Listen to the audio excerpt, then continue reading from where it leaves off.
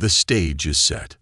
The bright studio lights bathe the stage in an artificial glow, reflecting off the sleek, polished glass table at the center. The Los Angeles Broadcasting Center was buzzing with anticipation. Audience members, a mix of industry executives, reporters, and a few lucky attendees, murmured among themselves as they awaited tonight's highly anticipated guest.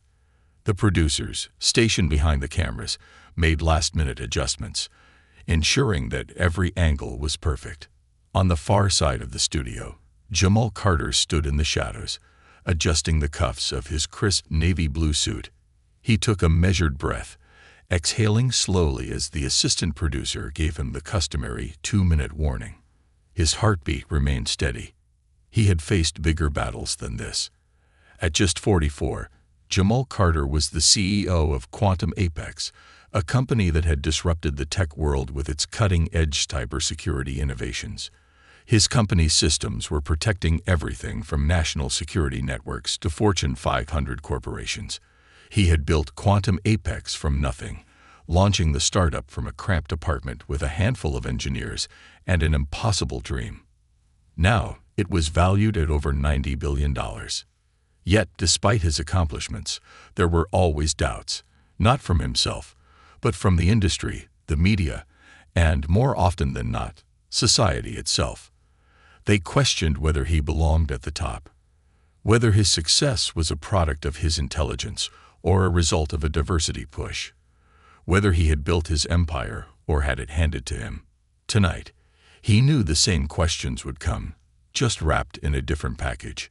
The Samantha Blake Show was infamous for its hard-hitting interviews. Samantha Blake, the show's host, had a reputation for cornering her guests, pressing them into uncomfortable conversations that often led to viral soundbites. Some admired her fearlessness, while others saw her as ruthless, exploiting controversy for higher ratings. Jamal was under no illusion. He wasn't here for a fair conversation. He was here because Samantha wanted a moment, a clip that would fuel the next day's headlines. The thought didn't faze him. He had been underestimated his entire life. He had learned to turn doubt into momentum. The stage manager signaled him forward. Showtime. The spotlight. As Jamal walked onto the stage, the audience erupted into polite applause. He met Samantha Blake's sharp, calculating gaze as she extended her hand. Her grip was firm, but her smile was tight, more practiced than genuine. "Mr. Carter," she greeted, her voice silky smooth. "Welcome to the show." "Thanks for having me," Jamal replied evenly, settling into his seat across from her. Samantha crossed her legs and flipped through a stack of index cards, the calculated move meant to appear casual. "You've been called a visionary, a disruptor, and even, dare I say, controversial," she began with a light chuckle. "Your company, Quantum Apex, has skyrocketed in value over the past decade. You now hold contracts with the U.S. government, major financial institutions, and even international security firms. But many people are wondering, how did someone like you break into an industry dominated by legacy players?" The words "someone like you" weren't lost on him. Jamal smiled slightly, but his eyes remained unreadable. "I don't believe success in tech is about legacy. It's about solving problems that no one else can solve. If you build something better, people pay attention." Samantha leaned in slightly. "So you're saying it had nothing to do with strategic diversity hires? No one opened doors for you because it looked good on paper?" There it was, the first trap. A murmur rippled through the audience. Some nodded along, waiting for Jamal's response. Others shifted uncomfortably. Jamal didn't react immediately. He let the silence linger, watching Samantha with the patience of a chess player awaiting the next move. Finally, he spoke. "I think my work speaks for itself. We've built cybersecurity infrastructures that have prevented billions of dollars in cyber attacks. The government doesn't hand out national security contracts because they like how you look on paper. They do it because they need the best." Samantha let out a soft, knowing laugh, shaking her head. "Come on, Jamal," she said, pressing forward.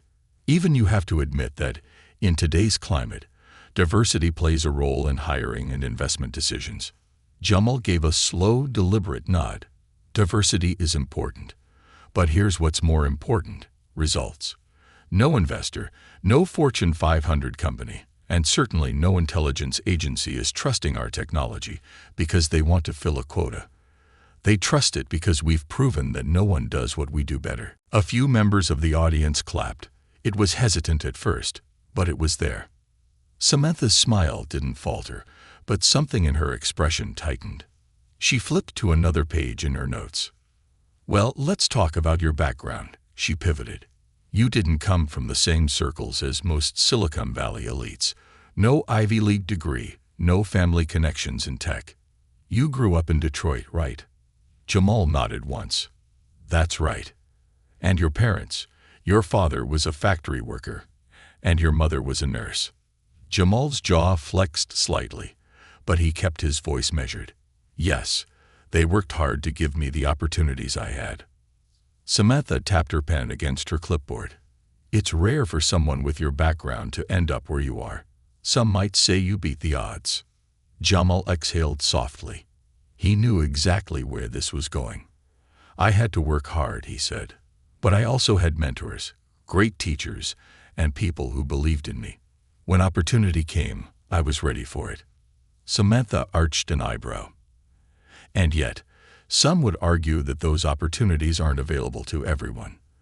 That someone with your same intelligence, same work ethic, might not have made it because of systemic barriers." The air in the studio thickened. Jamal tilted his head slightly.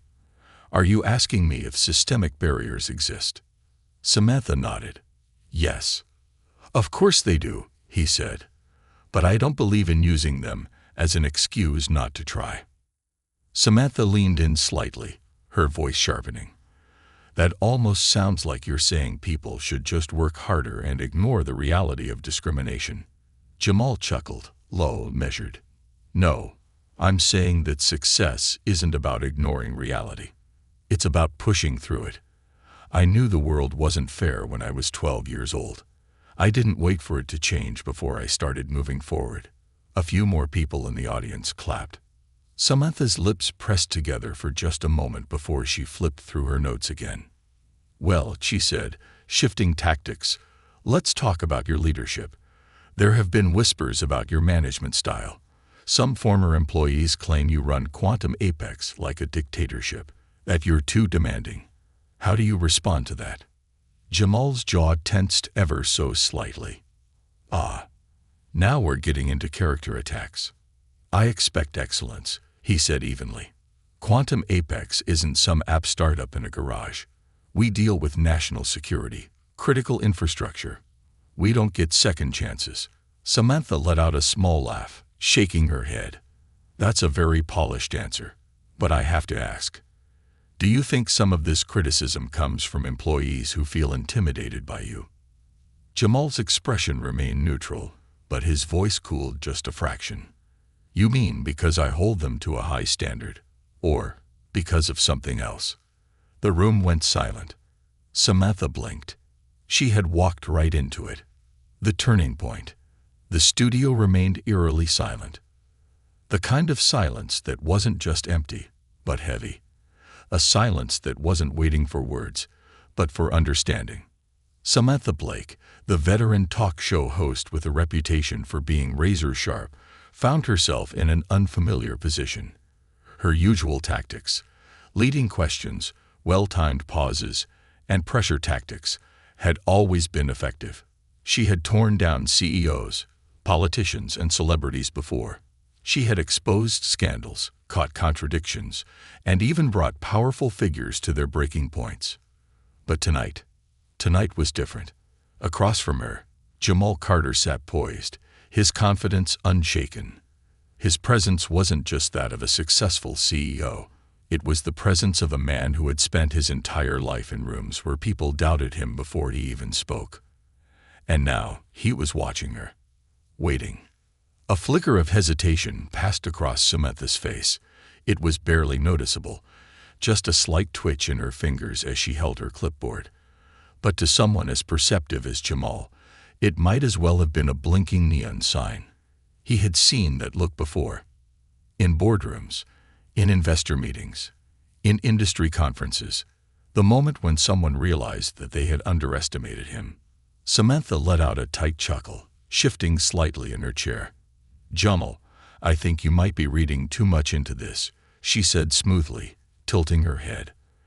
"I'm simply asking tough questions, the way I do with all my guests." Jamal exhaled softly. There it was. The retreat. It wasn't an admission of defeat. No, someone like Samantha Blake would never give up that easily. But it was a shift, a change in the rhythm of the conversation. She was repositioning, trying to regain control. But Jamal wasn't finished. He leaned forward just slightly, resting his hands on the table. His voice remained calm, controlled, yet there was a new weight behind his words. "A fair question is only fair," he said, "if it's asked across the board." Samantha blinked. Jamal's expression didn't change. "How many times have you asked a CEO like Elon Musk, or Mark Zuckerberg, or Jeff Bezos if they're intimidating, if they're too demanding, if they were given opportunities just because of who they are?" Samantha hesitated. The audience was watching now, not just her, but the exchange itself. Some were leaning forward in their seats. Others sat back, arms crossed, their eyes flicking between the two of them like they were watching a chess match. Samantha opened her mouth, as if ready to deliver a quick rebuttal. But Jamal didn't let her. He kept going. When Steve Jobs was called intense, people said he was a visionary. When Elon Musk fires people for not meeting his standards, people say he's a genius. But when a CEO like me, someone who looks like me, demands excellence, suddenly, it's called intimidation. A ripple went through the audience. Jamal let his words settle, the weight of them undeniable. He could see it in their faces, the understanding, the recognition. Even Samantha, for all her years of experience, was momentarily speechless. He could see her mind racing, searching for a way to regain the upper hand. Instead, she flipped the script. "Well, Jamal," she said, forcing a tight smile, "since we're talking about standards, let's talk about the criticism your company has faced. Some say Quantum Apex is too aggressive in its expansion, that it's acquiring smaller firms at a rate that could be seen as predatory. What do you say to that?" A calculated shift. Jamal gave a small nod. "Smart. Redirect the conversation. Make it about corporate decisions, not the bigger issue they were just discussing." But Jamal wasn't here to play her game. He was here to change the conversation entirely. Breaking the cycle. Jamal took a deep breath, adjusting his posture slightly. "I find it interesting," he said, "how often black leaders are asked to defend their success rather than discuss it." Samantha stiffened. Jamal's gaze was steady. "I've seen interviews where billionaires are celebrated for acquiring companies. They're called strategic, brilliant, even dominant players in the market. But when I do it, suddenly, it's predatory." Samantha exhaled, shifting in her seat. "That's not what I'm saying." Jamal smiled. "Isn't it?" Silence. The audience was completely still. "I built Quantum Apex from the ground up," Jamal continued. "No outside funding, no inheritance, no connections in the industry. And yet, here we are, spending more time talking about whether I belong rather than the work I've actually done." More murmurs rippled through the crowd. Samantha's fingers tightened subtly around her clipboard. She wasn't used to this. She wasn't used to losing control. But Jamal wasn't done yet. Flipping the script, Jamal sat back slightly, crossing one leg over the other. "You want to talk about my company's success?" he asked. "Fine. Let's talk about it." His voice was steady, commanding, even. "Quantum Apex has over 15,000 employees across 5 continents. We've created cutting-edge cybersecurity protocols that have prevented billions of dollars in cyber attacks. Our AI-driven systems are used to protect everything from hospitals to power grids." His eyes locked onto Samantha's. "So why are we talking about whether I'm too demanding instead of the impact we're making?" The question hung in the air. A moment of undeniable clarity. One of the producers in the back of the room shifted uncomfortably. The audience murmured again, louder this time.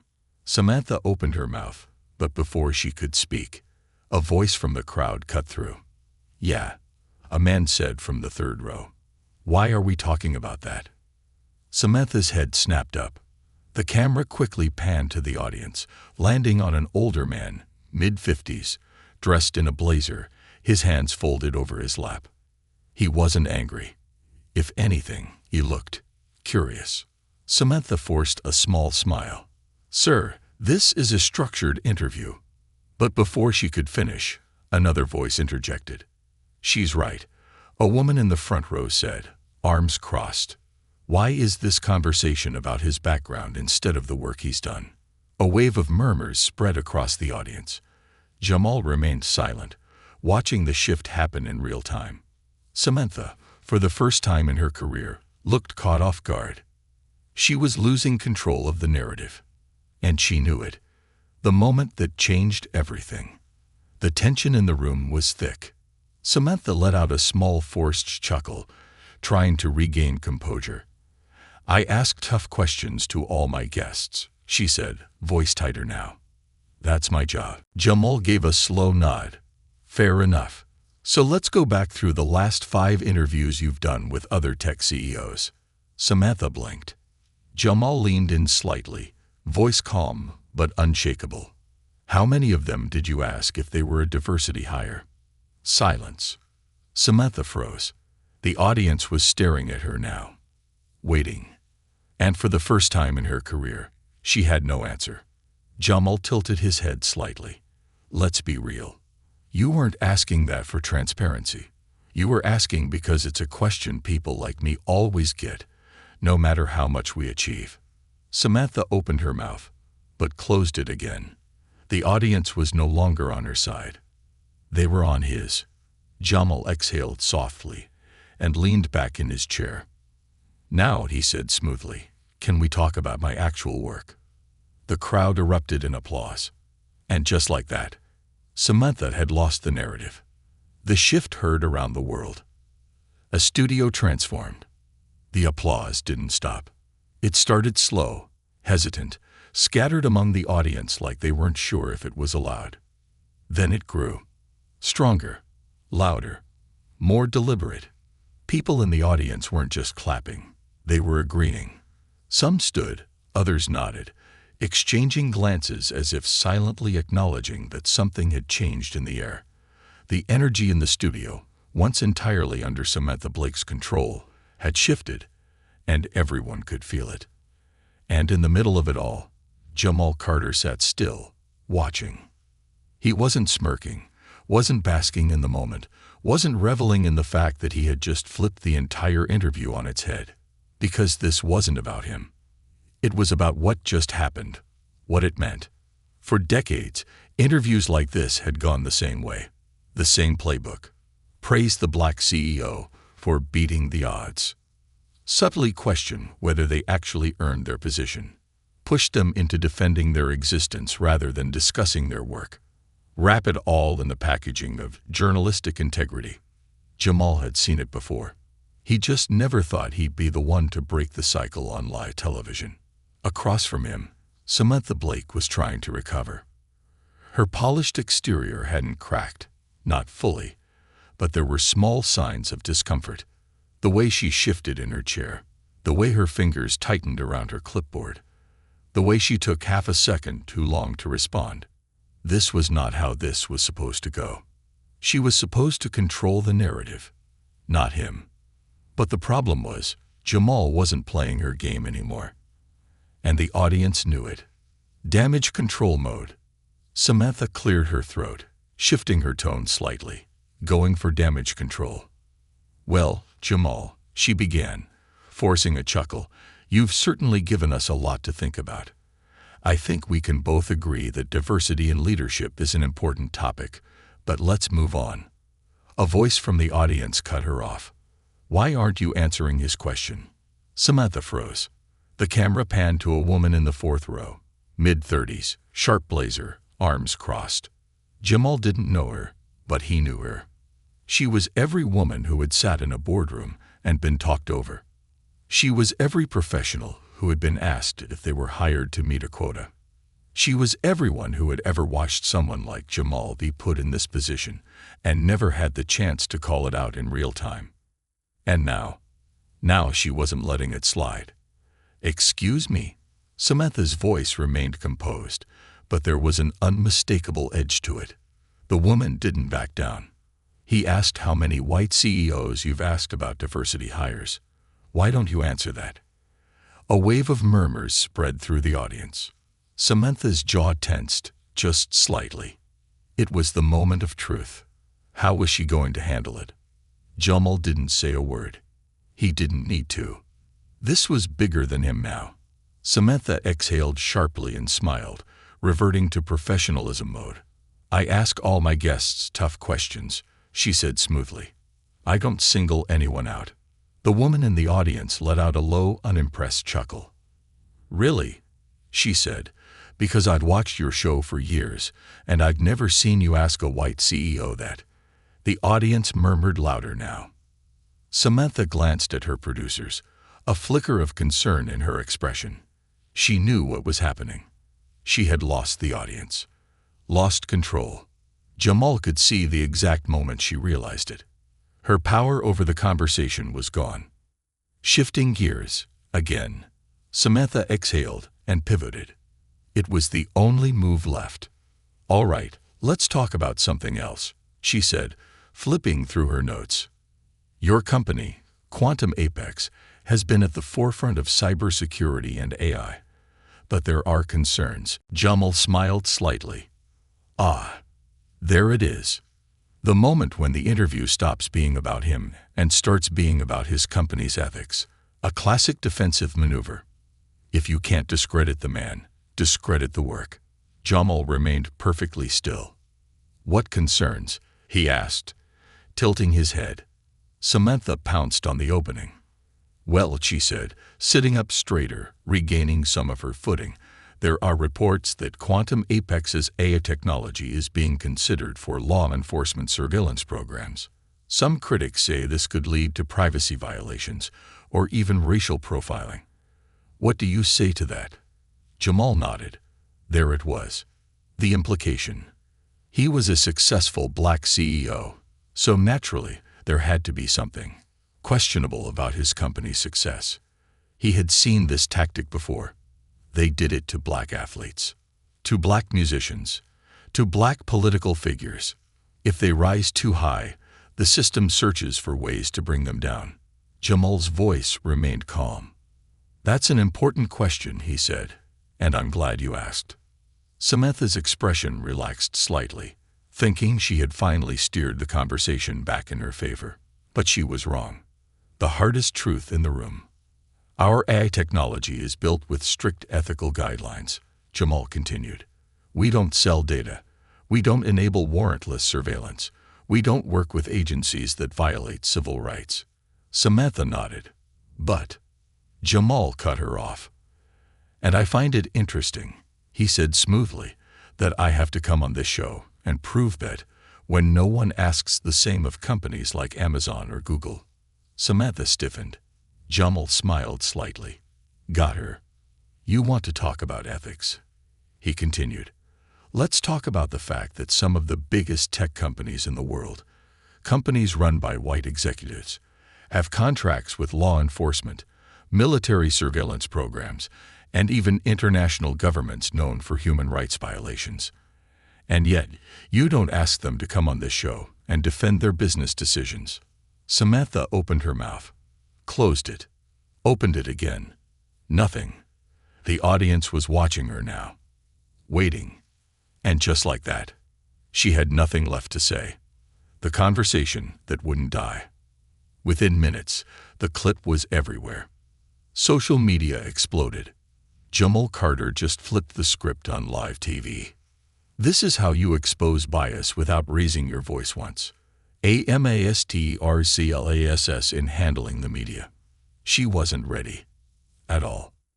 By the time Jamal's car pulled away from the studio, the internet had taken over the conversation. Hashtags were trending. News outlets were picking up the story. Podcasts were dissecting every word. And as Jamal sat in the back seat, his phone buzzing with messages from executives, colleagues, and supporters, he realized something. This wasn't about one interview. This was about a moment in history, a shift in how the world saw power. And for the first time, in a long time, it was undeniable. The fallout begins. The internet erupts. The moment the show ended, the world caught fire. It started with a few clips circulating on Twitter, quick 30-second snippets of the moment. Jamal Carter turned the tables on Samantha Blake. The first viral post came from an independent journalist. This interview will be studied for years. Jamal Carter didn't just answer the question, he exposed the question itself. Retweets came fast and heavy. Within an hour, hashtags like #JamalCarterSpeaks and #ExposedBiasLive were trending. By the time Jamal had stepped into the black SUV waiting outside the studio, his phone was vibrating non-stop. Calls from journalists, messages from executives, texts from people he hadn't heard from in years. Inside the car, his assistant, Marcus Tate, was glued to his laptop, watching the numbers spike in real time. "The clip has 1.2 million views already," Marcus muttered, scrolling through analytics. "That's just on Twitter. Instagram is going crazy too. News sites are picking it up." Jamal exhaled, rubbing his temple. That was fast. Marcus snorted. "You just flipped one of the most famous talk show hosts in the country on live television." "Yeah, it's fast." Jamal checked his phone. The text messages were endless. From a Fortune 500 CEO. "Damn, that was legendary. Let's talk soon." From his mother. "Proud of you, baby. Call me when you can." From an anonymous number. "Watch your back. You just made enemies." Jamal stared at that last message for a long second before locking his phone. He wasn't worried, but he knew what came next.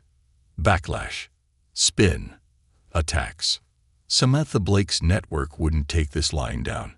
They would reframe the narrative. Try to twist what happened. This wasn't just an interview anymore. It was a battle. Corporate power moves. By the time Jamal reached Quantum Apex headquarters, his executive team was already in crisis mode. His VP of Communications, Renee Castillo, was pacing the boardroom, her phone pressed to her ear. "Yes, I know. No, we are not issuing a statement yet." She turned when Jamal entered. "CEO of Apex, right on time." Jamal dropped into a chair. "What's the damage?" Marcus pulled up the latest headlines on the screen. CNN, Jamal Carter confronts media bias on live TV. And wins. Fox News, did Jamal Carter overreact? A closer look at his interview with Samantha Blake. Forbes, Quantum Apex CCO's explosive interview, a moment of truth or media manipulation. Jamal sighed. "I knew it was coming." Renee crossed her arms. "The good news, public sentiment is on your side.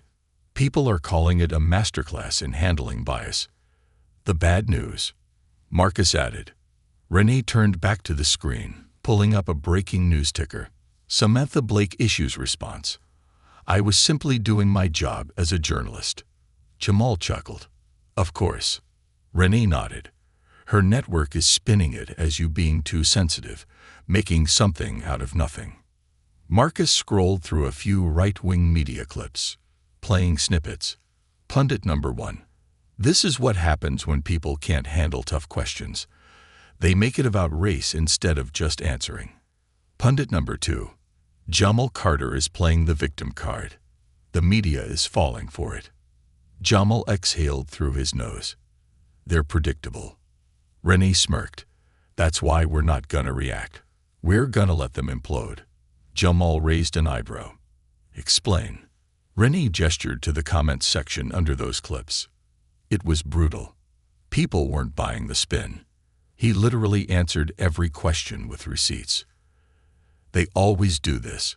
A black man stands up for himself, and suddenly he's playing the victim." Samantha got caught. End of story. Marcus grinned. They overplay their hand. The more they try to paint you as too sensitive, the more people see the bias in real time.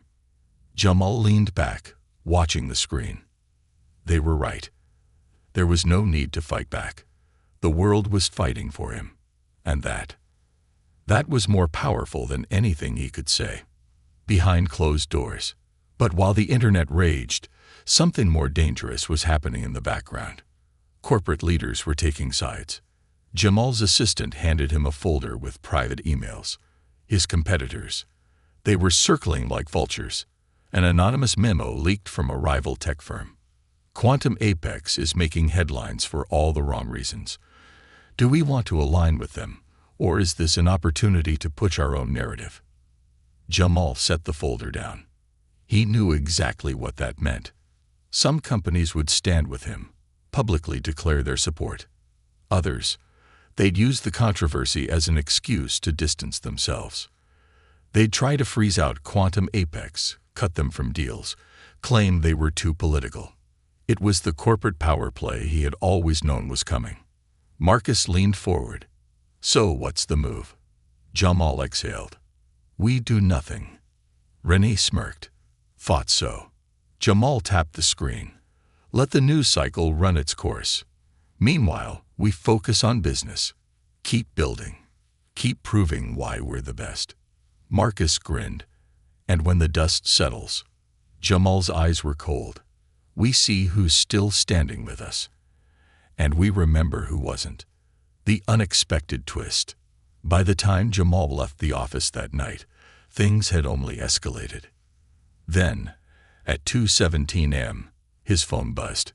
An unknown number. He almost ignored it. Then he read the message. We need to talk. You just started something bigger than you realize. Jamal frowned. What the hell? Then a second message came through. This isn't just about you anymore. They're scared. And they should be. Jamal's heart pounded as he stared at the screen. Because suddenly, this wasn't just a media firestorm. It was something much, much bigger. The battle behind the scenes. 2:17 a.m. The message that changed everything. Jamal stared at his phone. The glow from the screen the only light in his dimly lit penthouse office. We need to talk. You just started something bigger than you realize. The number was unknown. Jamal's instincts kicked in. Threat, warning, or opportunity. Then, a second message appeared.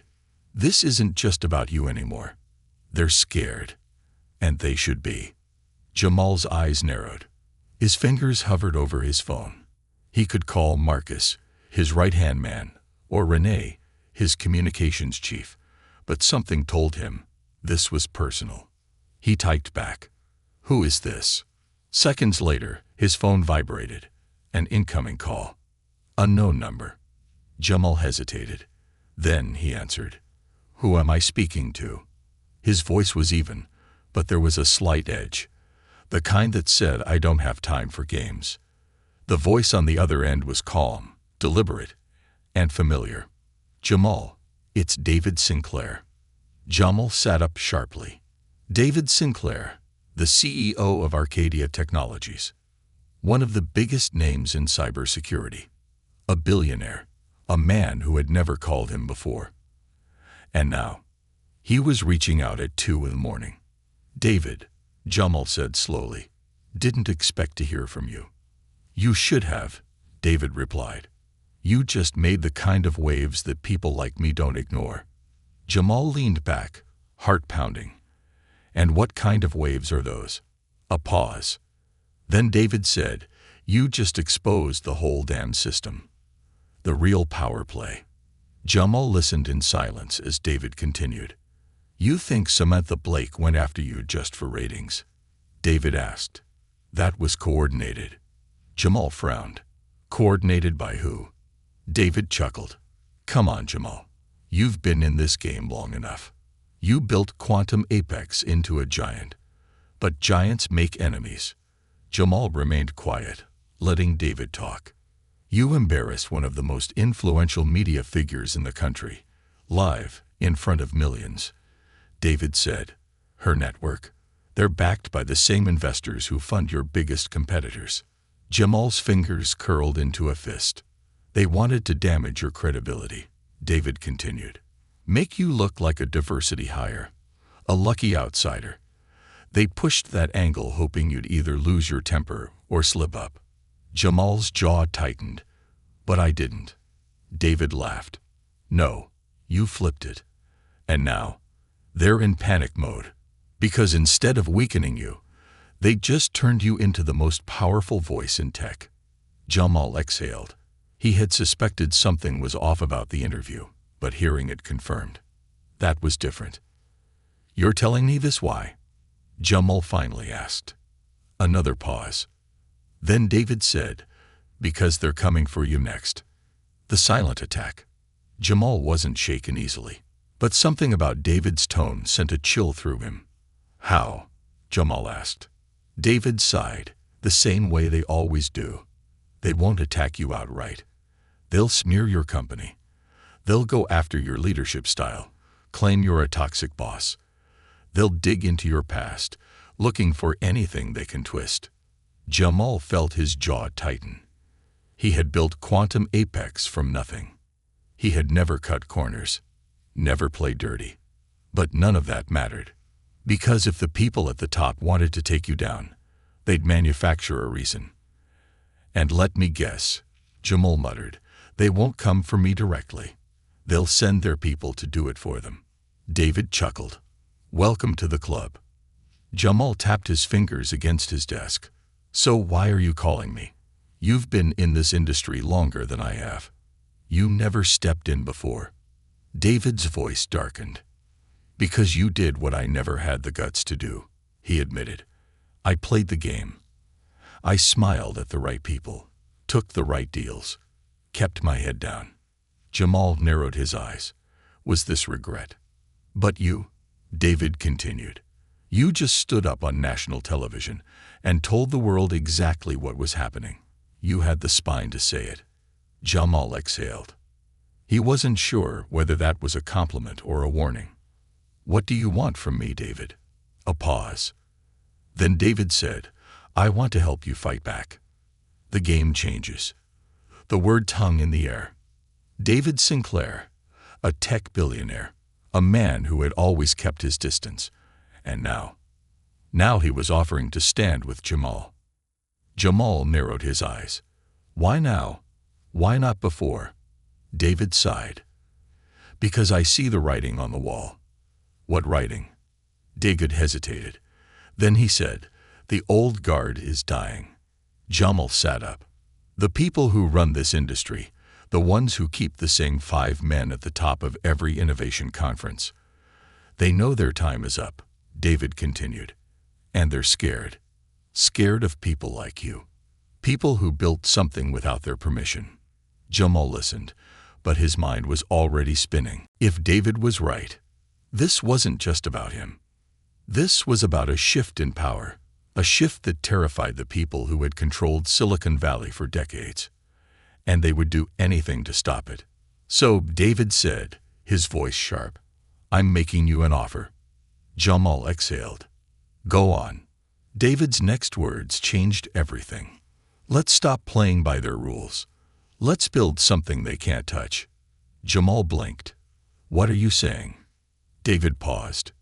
Then, carefully, he said, "I'm saying it's time for the first black-owned tech empire in history." Silence.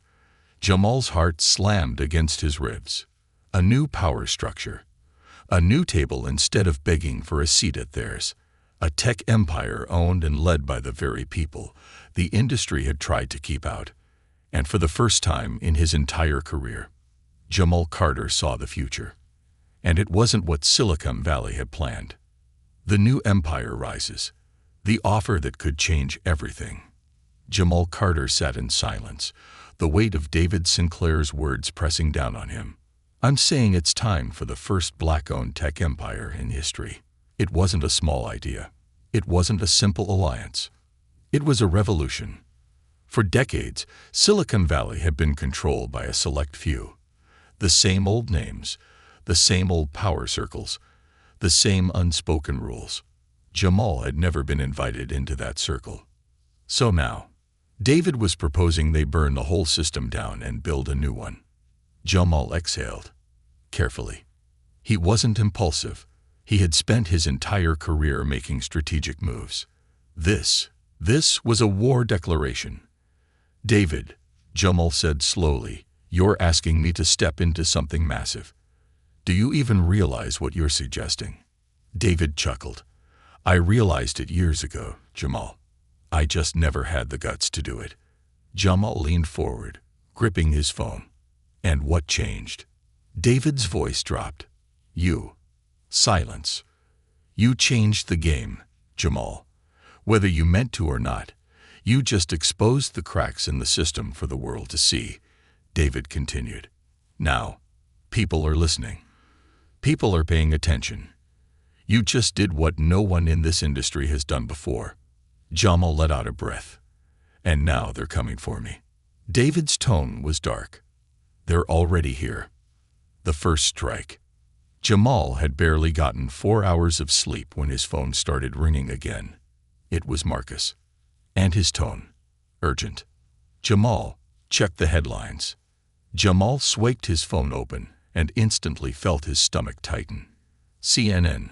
Toxic workplace allegations surface at Quantum Apex. Anonymous employees claim Jamal Carter runs the company with a culture of fear. If you challenge him, you're out, one former staffer says. Forbes. Leadership or intimidation. They deep dive into Quantum Apex's CEO. Experts weigh in on whether Carter's demanding management style is effective or harmful. Tech Insider. Behind the scenes at Quantum Apex, a former executive speaks out. Jamal Carter is brilliant, but at what cost? Says a former senior leader. Jamal let the phone drop onto his desk. It had begun. This wasn't an accident. This was a targeted takedown. Marcus's voice was tense on the other end. Renee's already setting up a crisis response, but this isn't just bad press, Jamal. This is orchestrated. Jamal closed his eyes, inhaling sharply. Of course it was. They couldn't beat him in that interview.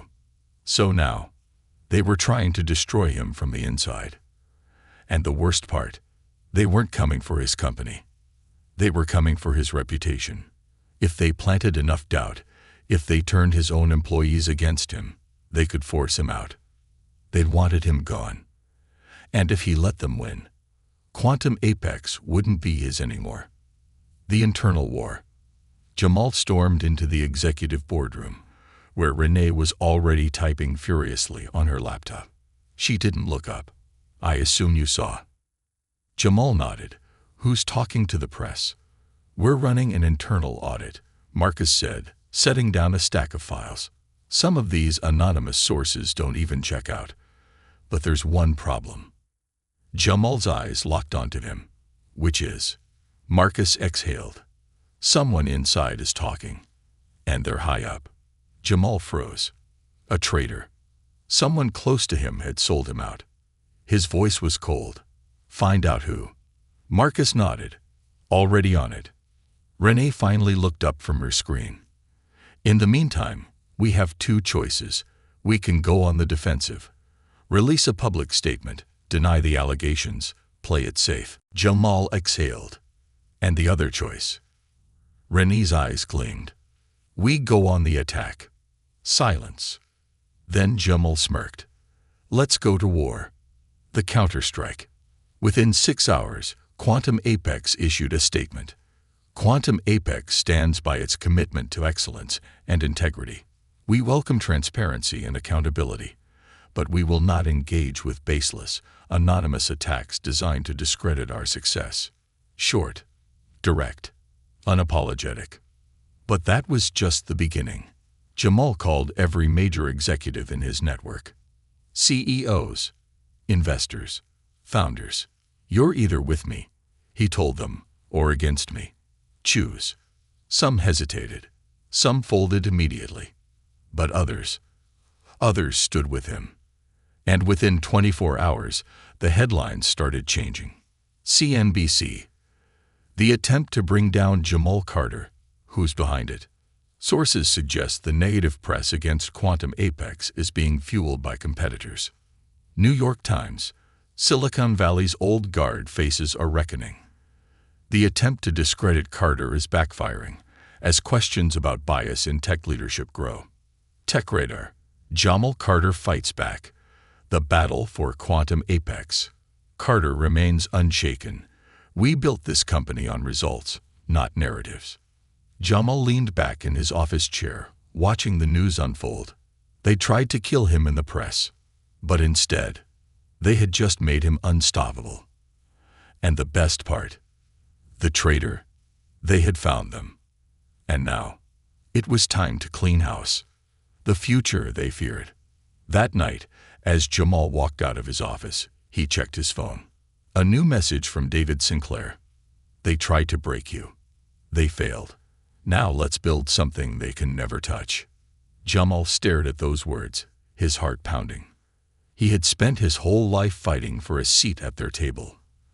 But now he saw the truth. It was time to build his own. And when he did, they wouldn't be able to stop him, because this time, he wasn't asking for permission.